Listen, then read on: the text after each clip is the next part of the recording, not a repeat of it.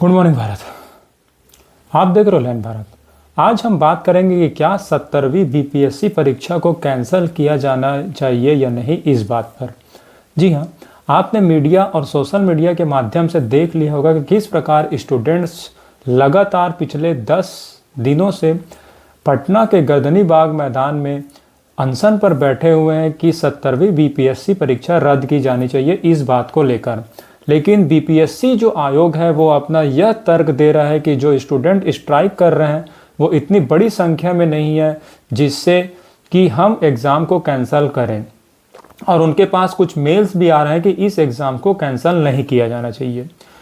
अब जो students strike कर रहे हैं उनकी यह दलील है कि बापू परीक्षा परिसर, जिस परीक्षा सेंटर का एग्ज़ाम बीपीएससी ने रद्द किया है, वह अपने आप में कई सारे परीक्षा केंद्रों के बराबर है। तो जब वहाँ का रद्द किया जाता है तो लगभग हज़ारों की संख्या में वहाँ स्टूडेंट जो है फिर से एग्ज़ाम में बैठेंगे, और आप देख सकते हैं कि कहीं ना कहीं नॉर्मलाइजेशन की बात आएगी, क्योंकि दोबारा जो एग्ज़ाम है उसका डेट आ चुका है, उसके एडमिट कार्ड भी जारी किए जा चुके हैं और एग्ज़ाम भी हो सकता है कि ले लिया जाए। तो कहीं ना कहीं आप देखेंगे कि हज़ारों की संख्या में जो स्टूडेंट्स फिर से जो एग्ज़ाम देंगे और जो पहले दे चुके हैं उनमें कहीं ना कहीं नॉर्मलाइजेशन आयोग को तय करना पड़ेगा, क्योंकि कहीं ना कहीं ये बात सामने ही आ गई। और इसी नॉर्मलाइजेशन को ख़त्म करने के लिए आपने देखा था कि कुछ समय पहले प्री एग्ज़ाम के जस्ट कुछ समय पहले इन्हीं स्टूडेंट्स ने फिर से स्ट्राइक किया था। तो आयोग ने यह सफाई दी थी कि नॉर्मलाइजेशन जैसा कोई चीज़ नहीं होगा। तो आज हम बात करेंगे लॉजिकली कि क्या इसे तर्कपूर्ण तरीकों से ख़त्म किया जाना चाहिए या नहीं किया जाना चाहिए। अगर आपको ऐसा लगता है तो आप जो कल डिसाइड किया गया है पटना के गांधी मैदान में फिर से अपनी बात रखने के लिए जाना चाहिए, तो आप ज़रूर जाएं। तो आज हम बात करते हैं इस बात पर। जी हाँ, सबसे पहले आपको इस इवेंट या इस न्यूज़ में एंटर करने से पहले आपको इसका बैकग्राउंड थोड़ा पता होना चाहिए। तो आप देखे होंगे कि कुछ महीनों पहले 70वीं बीपीएससी का एडवर्टाइजमेंट जो है आयोग की तरफ से जारी किया जाता है, और जैसा कि लोगों की उम्मीद थी कि इस बार परीक्षा में बहुत सारी वैकेंसियां आने वाली है, तो आती भी बहुत सारी वैकेंसियां लगभग 2000 के आसपास है। और फॉर्म जो भरने का डेट है वो सितंबर मंथ में रखा जाता है, सितंबर से अक्टूबर मंथ तक। और पहले जो परीक्षा का डेट था वो नवंबर में तय किया गया था कि नवंबर में एग्ज़ाम हो जाएगा, लेकिन सर्वर जो है कहीं ना कहीं क्रैश होने की स्थिति में आती है, तो फॉर्म जो भरने का डेट है उसको अक्टूबर से बढ़ाकर 4 नवंबर तक कर दिया जाता है। और उसके साथ साथ जो एग्ज़ाम डेट है उसको नवंबर से शिफ्ट करके 13 दिसंबर को डिसाइड कर दिया जाता है। यह भी होता है आयोग की तरफ से, सब क्लियर हो जाता है। लेकिन इसमें क्लाइमैक्स तब आता है जब दिसंबर माह के शुरुआत में ही यह अफवाह उड़ने लगता है कि बीपीएससी जो है दिसंबर में 2 दिनों में परीक्षा लेने वाला है और परीक्षा में नॉर्मलाइजेशन जो है लागू किया जाने वाला है। अब आप देख सकते हैं कुछ दिनों पहले बिहार के पड़ोसी राज्य उत्तर प्रदेश में भी नॉर्मलाइजेशन को लेकर के स्ट्राइक किया गया था, और बहुत सारे लोगों के द्वारा हड़ताल किया गया था, विरोध किया गया था। तो वहाँ पर नॉर्मलाइजेशन जैसे टर्म को आयोग ने दूर किया और एक ही पेपर लिया गया और एक ही पेपर पर सहमति बनी। लेकिन बिहार के पीएससी होने के कुछ दिनों पहले ही अफवाह आती है और फिर से यह सिचुएशन आता है, और सभी अभ्यर्थी कहीं ना कहीं मेंटली डिस्टर्ब हो जाते हैं कि आखिर ये आयोग किस तरह से ऐसा नॉर्मलाइजेशन का प्लान ला सकता है। और फिर जो स्टूडेंट्स हैं वो फिर से स्ट्राइक करने की कोशिश करते हैं। आप देखे होंगे कि वहीं पटना में नॉर्मलाइजेशन को ख़त्म करने के लिए वृहद स्तर पर आंदोलन जो है किया गया था, और फिर उसके परिणाम स्वरूप बीपीएससी ये क्लैरिफिकेशन देता है कि नॉर्मलाइजेशन जैसे कोई बात नहीं आएगी और यह केवल अफवाह है। लेकिन इसके साथ साथ स्टूडेंट्स की 2 मांगें और थी। 3 मांगों को लेकर के बेसिकली उस समय आंदोलन किया गया था। पहला जो मांग था वो था कि नॉर्मलाइजेशन खत्म किया जाए। दूसरा यह था कि एग्ज़ाम को एक्सटेंड, एग्ज़ाम जो डेट है 2 दिसंबर में उसको एक्सटेंड किया जाए, क्योंकि दिसंबर में ये अफवाह आती है, इस वजह से हम मेंटली डिस्टर्ब हो गए। दूसरी मांग ये थी। और तीसरी मांग यह थी कि फॉर्म, कुछ लोग लाखों की संख्या में, ऐसा बताया जाता है कि लाखों की संख्या में सर्वर क्रैश होने की वजह से जो एग्ज़ाम नहीं दे पाए हैं। तो 3 मांग वहाँ पर रखी गई थी। लेकिन बीपीएससी आनन फानन में एक क्लैरिफिकेशन लाता है एक नोटिस के जरिए कि वहाँ पर नॉर्मलाइजेशन जो है नहीं आएगा, और बाकी जो 2 मांग थी, फॉर्म जो फॉर्म फिलअप का रीओपन करने वाला मांग और एग्ज़ाम डेट को पोस्टपोन करने वाला मांग, ये दोनों को कैंसिल कर देता है और आनन फानन में एग्ज़ाम जो है एडमिट कार्ड जारी कर दिया जाता है। अब देखिए, एडमिट कार्ड भी एग्ज़ाम के 6 दिन पहले ही जारी किया जाता है। पहले तो आयोग ने 2 बातें नहीं मानी कि फॉर्म को रीओपन किया जाए और डेट एक्सटेंड किया जाए। इसको भी जो स्टूडेंट्स हैं वो सह जाते हैं, क्योंकि आप देखे होंगे कि वैसे ही भारत देश में नौकरियां कम निकल रही है, और निकल रही हैं तो आप देख सकते हैं कि कितना क्राइटेरिया और कितना कंट्रोवर्सी से वो एग्ज़ाम जो है लिया जा रहा है। तो जो बच्चे हैं वो तैयार हो जाते हैं, लेकिन मात्र 6 दिनों पहले एडमिट कार्ड जारी होता है, और एडमिट कार्ड इतने दूर दूर होते हैं कि कुछ लोग तो एग्ज़ाम दे ही नहीं पाते हैं।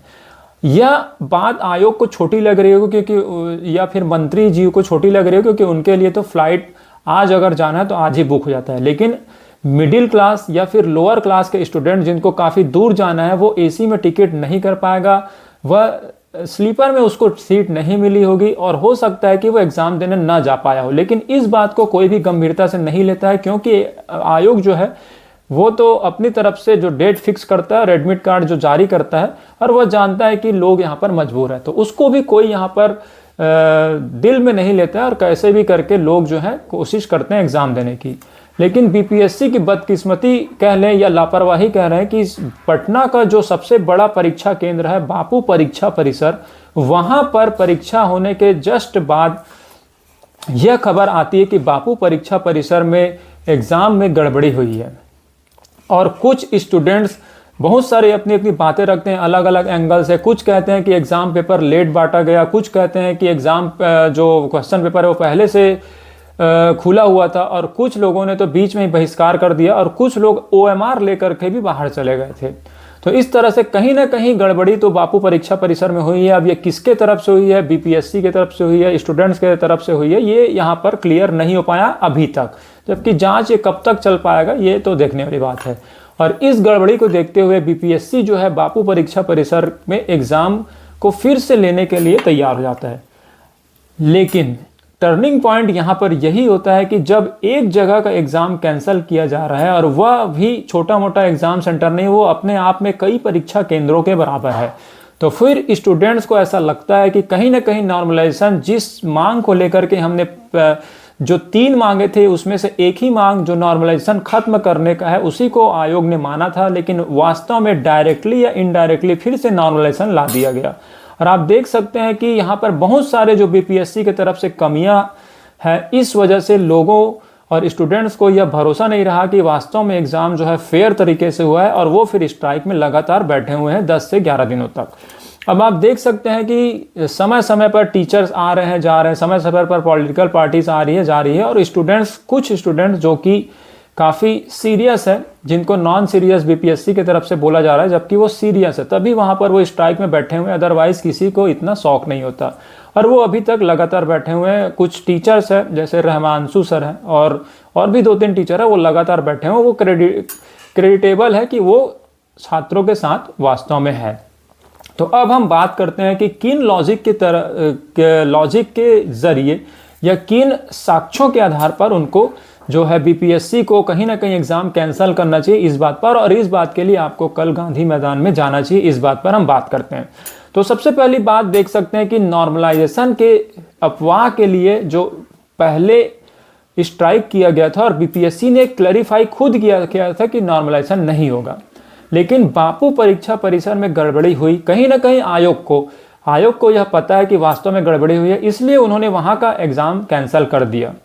तो कहीं ना कहीं नॉर्मलाइजेशन की बात तो फिर आ गई है। तो कोर्ट हो या कहीं भी हो, अगर इस लॉजिक के ज़रिए अगर बीपीएससी इस बात को माने कि कहीं ना कहीं नॉर्मलाइजेशन वो लागू कर रही है, तो इस लॉजिक के आधार पर उसको कैंसिल करना चाहिए, क्योंकि बीपीएससी जो एग्ज़ाम होगा वह सभी स्टूडेंट्स के लिए एक पेपर होना चाहिए। अब जो भी पेपर होगा उसका लेवल क्या होगा वो तो बीपीएससी ही जानती है या फिर स्टूडेंट्स जानते हैं। तो स्टूडेंट्स के लिए लेवल अलग हो सकता है, बीपीएससी के लेवल अलग हो सकते हैं, और जीएस में कभी भी नॉर्मलाइजेशन नहीं लाया जा सकता। तो पहली बात तो केवल ये अनफेयर है कि किस तरह से यहाँ पर एक ही सेंटर में कैंसिल किया जाएगा। और दूसरी बात, जो आयोग है वो स्टूडेंट से प्रूफ मांग रही है कि आप यह सबूत दीजिए कि एग्ज़ाम में गड़बड़ी हुई है।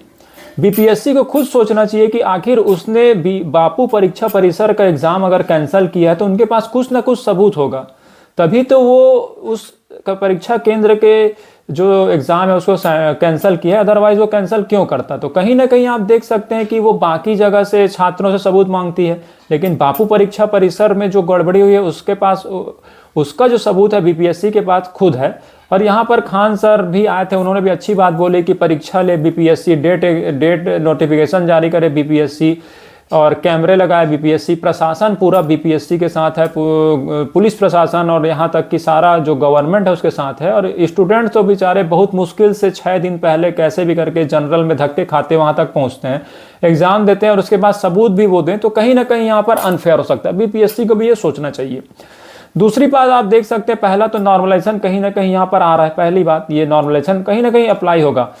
पेपर लीक हुआ है नहीं हुआ है तो अलग बात है, लेकिन नॉर्मलाइजेशन आ रहा है, इस बेस पे बीपीएससी को कैंसिल करना चाहिए, पहली बात।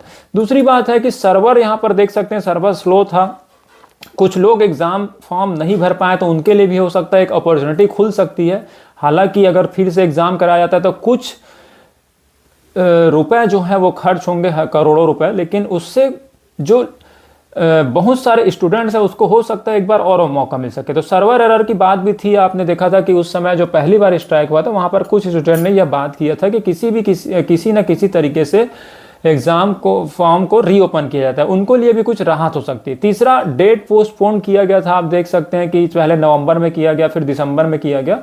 तो जब पहले ही आयोग कहीं ना कहीं इस तरह से सुनियोजित नहीं कर पा रहा था कि इतनी बड़ी वैकेंसी है, फिर फॉर्म में गड़बड़ी आई, तो कहीं ना कहीं देख सकते हैं शुरू से बीपीएससी जो कहीं ना कहीं फंसता जा रहा था कि सबसे पहले एडवर्टाइजमेंट लाता है, सर्वर को अपना ठीक नहीं कर पाया, सर्वर ठीक किया तो यहाँ अपने मन से बीपीएससी देखिए एग्जाम टाल सकता है, अपने पर बात आती है तो नवंबर से दिसंबर कर सकता है, लेकिन जब स्टूडेंट्स पर बात आती है तो वो यह बोल करके टाल रहा है कि यहाँ पर स्टूडेंट बहुत कम संख्या में। तो डे पोस्टपोन उन्होंने अपने लिए किया, लेकिन आज स्टूडेंट्स की जरूरत है तो वो कहीं ना कहीं भाग रहा है।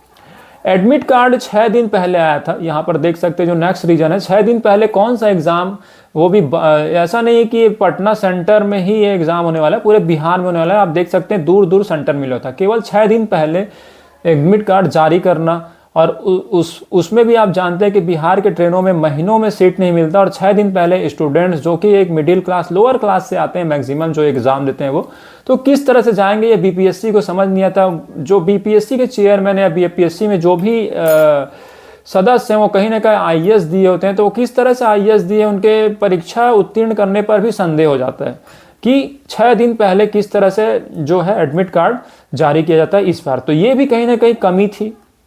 उसके साथ साथ पटना में पेपर कैंसिल किया, ये बहुत बड़ा कंट्रोवर्सी और हो गया, क्योंकि आप देखते होंगे कि जिस एग्जाम सेंटर का उन्होंने कैंसिल किया वो एग्जाम सेंटर अपने आप में कई सेंटर्स के बराबर है, और उसके साथ साथ स्टूडेंट्स के द्वारा लगातार ये मांग की जा रही है कि सभी जगह के सीसीटीवी फुटेज जारी कर दे।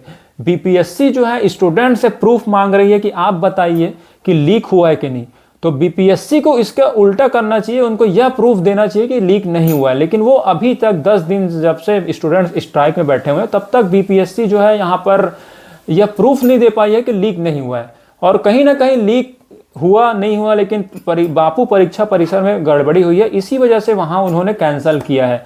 और फिर से वही बात जहाँ से कहानी शुरू हुई थी नॉर्मलाइजेशन, वहीं पर आकर के अटक गई है। तो इस बेस पे मुझे लगता है कि कैंसिल कर दिया जाना चाहिए, और अगर कैंसिल किया जाता है तो आपको लगता होगा कि जो अभी मेंस की तैयारी कर रहे हैं, जो स्टूडेंट्स जिनको ऐसा लगता है कि कैंसिल नहीं किया जाना चाहिए, या फिर जो स्टूडेंट्स लाइव प्रोटेस्ट कर रहे हैं, उनकी बात तो बीपीएससी तक नहीं पहुंच पाई है, लेकिन वो जो हाँ मेल आ रहा है बीपीएससी उसकी दलील दे रही है कि मेल की बात जो है बीपीएससी मान रहा है, जो लाइव स्टूडेंट जो है स्ट्राइक कर रहे हैं उसकी बात नहीं मान रहा है। तो कहीं ना कहीं जो मेल आया है या जो मेल्स आए हैं या जो स्टूडेंट जिनके पेपर अच्छे गए हैं, मुझे लगता है कि दोबारा भी अगर वो पेपर देंगे, पोस्ट इतने सारे हैं तो उनको कोई दिक्कत नहीं होगी, क्योंकि आप देखते हैं कि कहीं ना कहीं जो स्टूडेंट क्वालिफाई करते हैं वो प्री क्वालिफाई कर जाते हैं। तो मुझे लगता है कि उन स्टूडेंट को भी उतनी परेशानी नहीं होगी, और एक फेयर कंपटीशन, एक टाइम मिले सभी को। ऐसा नहीं कि बहुत जल्दी 6 दिन पहले जैसे एडमिट कार्ड जारी किया था वैसे ही 6 दिन बाद एग्जाम ना ले ले, एक एग्ज़ाम डेट प्रॉपर तय किया जाए और उसके साथ साथ सभी स्टूडेंट्स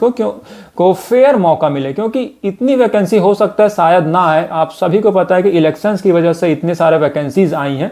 अदरवाइज आप देखे होंगे कि इंडिया में वैसे भी जॉब नहीं आते हैं, और जॉब आते भी हैं कोई पीसीएस में तो 200-300 पोस्ट आते हैं। 2000 पोस्ट मायने रखता है, बहुत सारे दिलों का अरमान है और बहुत सारे लोगों को यहाँ पर फेयर चांस हो सकता है। अदरवाइज 200-300 पोस्ट आते हैं तो आप देखेंगे काफ़ी हाई जो कैंडिडेट है, हाई माइंडेड कैंडिडेट है, उन्हीं लोग वहाँ पर क्वालिफाई कर पाते हैं, लेकिन यहाँ पर बहुत सारे लोगों को मौका मिल सकता है।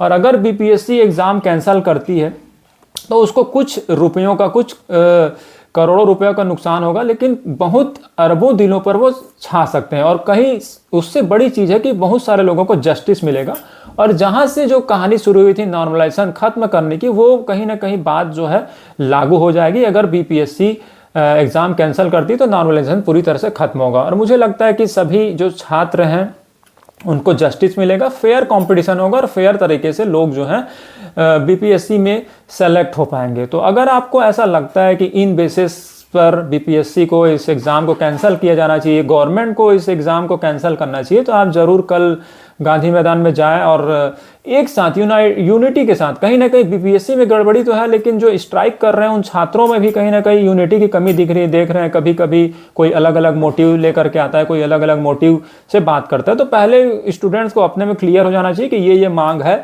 और नॉर्मलाइजेशन कहीं ना कहीं इम्पोज हो रहा है। और बहुत सारे कारण हैं, नॉट ओनली बापू परीक्षा परिसर में गड़बड़ी हो रही है, उसकी वजह से कई सारे रीजंस हैं, और इस वजह से जो एग्ज़ाम है वो कैंसिल किया जाना है। मैं एक बार क्विक रिवीजन में बताना चाहता हूँ। देखिए, नॉर्मलाइजेशन जो था वो कहीं ना कहीं आ रहा है, तो इस वजह से एग्ज़ाम कैंसिल होना चाहिए। सर्वर एरर की बात की गई थी, कई सारे स्टूडेंट जो है दे नहीं पाए, इस वजह से होना चाहिए। तीसरा, डेट पोस्टपोन किया गया था नवंबर से दिसंबर, क्योंकि एग्ज़ाम कहीं ना कहीं बीपीएससी के हाथ से निकलता जा रहा था, इसलिए उन्होंने कैंसिल जो पोस्टपोन किया, इसलिए कहीं ना कहीं कैंसिल किया जाना चाहिए। एडमिट कार्ड जो है 6 दिन पहले आता है, उसमें कोई किसी ने कुछ नहीं बोला, इसलिए एग्ज़ाम कैंसिल किया जाना चाहिए।